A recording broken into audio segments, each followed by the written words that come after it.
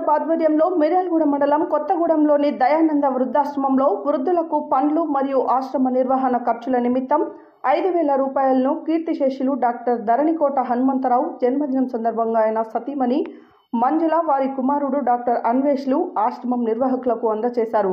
ఈ కార్యక్రమంలో Lions club అధ్యక్షులు ఎనిగండ్ల లింగయ్య, కోశాధికారి బిఎం నాయుడు, తాళ్ల వీరప్పగూడెం మాజీ సర్పంచ్ బాల శ్రీనివాస్ నాయుడు, మంచాల కనకయ్య, చారుగండ్ల మల్లికార్జున్, సింగిరికొండ రమేష్ మరియు వారి కుటుంబ సభ్యులు పాల్గొన్నారు। అనంతరం బిఎం నాయుడు మాట్లాడుతూ వృద్ధాప్యంలో ఉన్న తల్లిదండ్రులను చిన్నపిల్లల వలె భావించి వారికి సేవలు చేయడం ద్వారా జన్మ ధన్యమవుతుందన్నారు।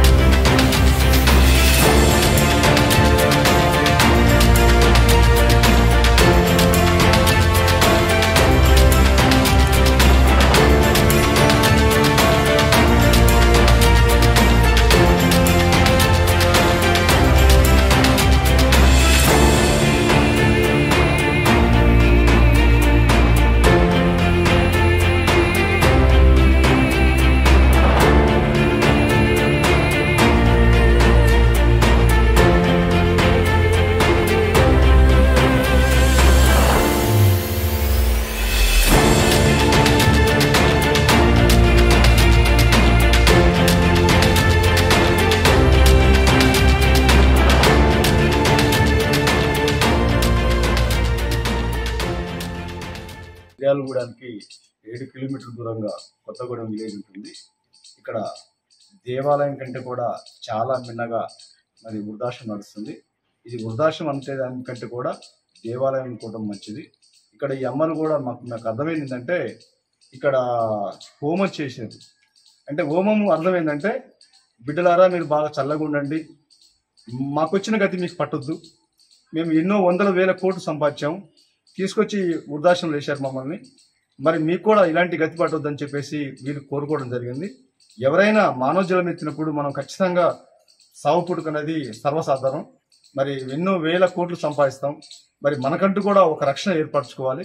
మన బిడ్డలకి, మన కొడుకులకి, మన కోడళ్ళు కూడా మనం ఎప్పుడైతే దగ్గర తీస్తామో రేపు మూలకు పడ్డప్పుడు వాళ్ళ ఇంట్లో ఉంచుకొని కూడా చేయడానికి ప్రత్యక్షంగా పరోక్షంగా మేము చూస్తున్నాం। అదేవిధంగా మాది తాళ్ల వీరప్పగూడెం దామర్చల మండలం, మా నాన్నగారి పేరు బాలసురయ్య గారు, మేము పెద్ద కుటుంబం। మా అమ్మగారు కూడా గతంలో అనుకోకుంటూ కాలు ఇరగడం జరిగింది, ఇప్పటికి 3 సంవత్సరాల నుంచి మంచంలో ఉంటుంది। మా అన్నదమ్ములు, మా వజనులు, మా అక్కజనులు కూడా పోటీపడి ఆమెను చూస్తున్నారు। అంటే పోటీ పట్టడం అంటే చూడకుండా పోటీ పట్టడం కాదు, చూడడానికి పోటీ పడుతున్నారు। ఆమెను మహాప్రసాదంగా 4 రోజులు ఒకళ్ళు 4 రోజులు ఒకళ్ళు తీసుకెళ్లి చూడటం జరుగుతుంది. అంటే మమ్మల్ని అందరూ ఆదర్శం తీసుకోమని చెప్పట్లేదు, కానీ అందరూ ఆదర్శంగా మారాల్సిన ఇక్కడ రాగానే చాలా బాధ కలుగుతుంది. వీళ్ళు ఎంతో మందికి పెట్టిన చేతులు, వాళ్ళు తిన చేతులు కాదు. ఇక్కడ వృద్ధాశ్రమం అనేది నిజంగా మన తెలంగాణలో వృద్ధాశ్రమం ఉండకూడదు.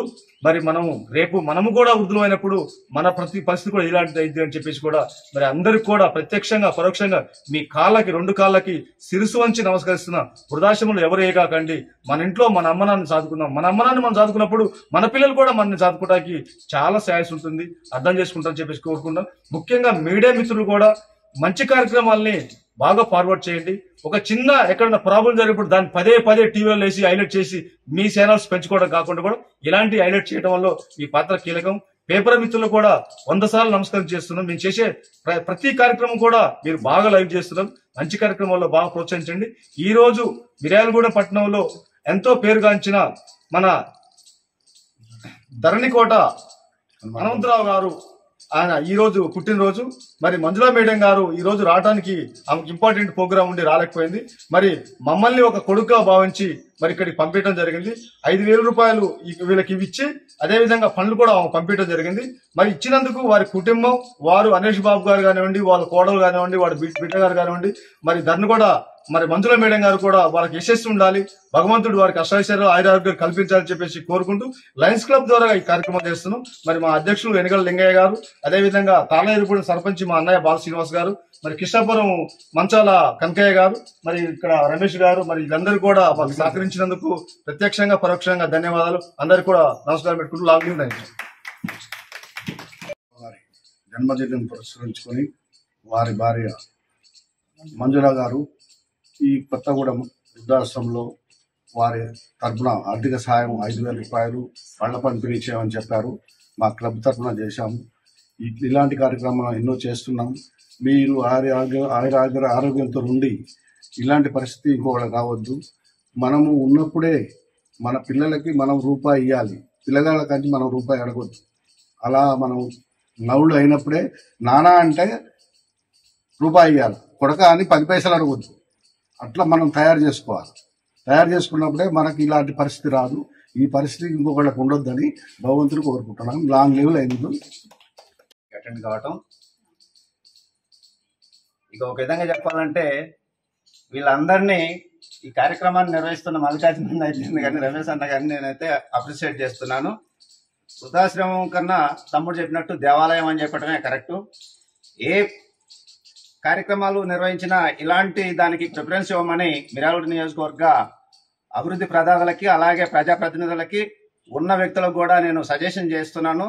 అలాగే ఈ నిర్వహణలో భాగస్థులైన మన మిల్లర్స్కి కూడా స్పెషల్ థ్యాంక్స్ చెప్తున్నాను. ఎందుకంటే వాళ్ళు ఇయర్లీ రైసు పంపటం కానీ చాలా చేస్తున్నారు. వాళ్ళకు కూడా నేను కృతజ్ఞత తెలుపుతున్నాను. ముఖ్యంగా మల్లికార్జునకు కూడా స్పెషల్ థ్యాంక్ యూ.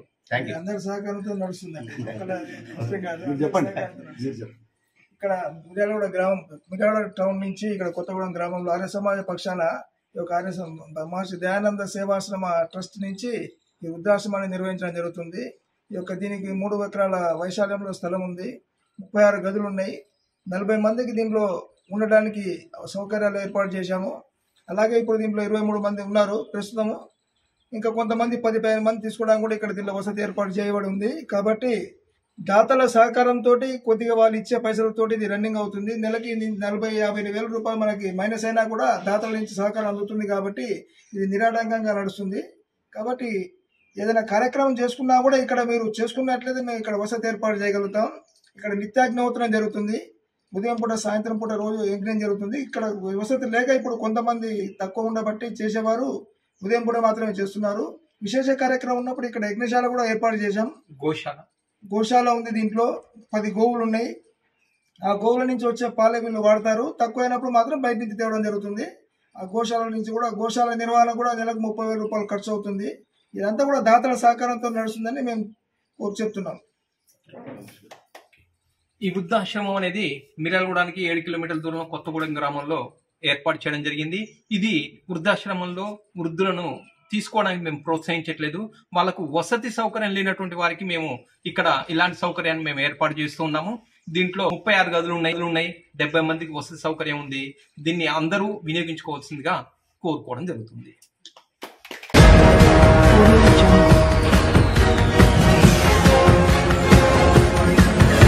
audio